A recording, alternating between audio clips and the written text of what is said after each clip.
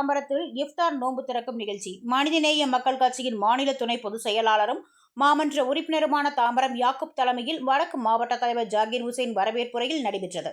இந்நிகழ்ச்சிக்கு சிறப்பு விருந்தினர்களாக மனிதநேய மக்கள் கட்சியின் தலைவரும் பாபநாச சட்டமன்ற உறுப்பினருமான ஜவஹருல்லா, தாம்பரம் சட்டமன்ற உறுப்பினர் SR ராஜா, விசிக மாநில துணை பொதுச் செயலாளர் வன்னியரசு, மதிமுக மாவட்ட செயலாளர் மாவை மகேந்திரன், மண்டல குழு தலைவர்கள் காமராஜ், இந்திரன் மற்றும் தாம்பரம் ஜும்மா பள்ளி தலைவர் நாகூர்கனி, தலைமை கழக பேச்சாளர் சலீம்கான் கலந்து கொண்டு கஸ்தூரிபாய் நகர் இஸ்லாமிய சுன்னத்பால் ஜமாத் பள்ளிவாசல் நடைபெறவும், காந்தி சாலைகள் விளையாட்டு திடல் கொண்டு வரப்பட வேண்டும், அம்பேத்கர் மண்டபம் குளிர்சாதன வசதி செய்து தர வேண்டும் என்ற கோரிக்கையை முன்வைத்து சிறப்புரையாற்றி நோன்பு திறக்கும் நிகழ்ச்சி நடைபெற்றது.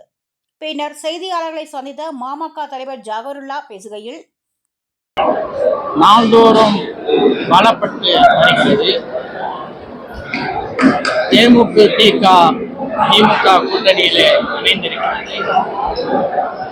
2 முறை முதலமைச்சராகவும் 1 முறை துணை முதலமைச்சராகவும் இருந்த நீண்ட நெடிய அரசியல் அனுபவம் பெற்ற திரு ஓ பன்னீர்செல்வம் அவர்கள் இன்று திராவிட முன்னேற்ற கழகத்தில் இணைந்து தமிழ்நாட்டுக்கு எதிரான ஒரு செயல்பாடை தான் தொடர்ந்து செய்து வருகிறார்.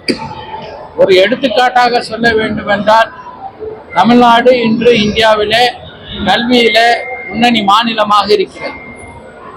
அனைவருக்கும் கல்வி திட்டத்திற்காக வேண்டி நமக்கு தர வேண்டிய பணத்தை கொடுப்பதற்கு மோடி அரசு மறுக்கின்றது.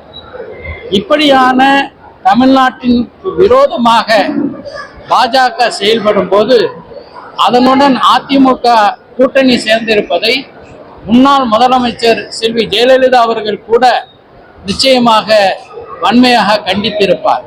அந்த வழியிலே தான் OPS அவர்கள் இன்றைக்கு திமுகவில் தன்னை இணைத்துக் கொண்டிருக்கிறார் என்பது வரவேற்கத்தக்க ஒரு நல்ல முடிவாகும். எடப்பாடி பிஜேபியை வலிமையா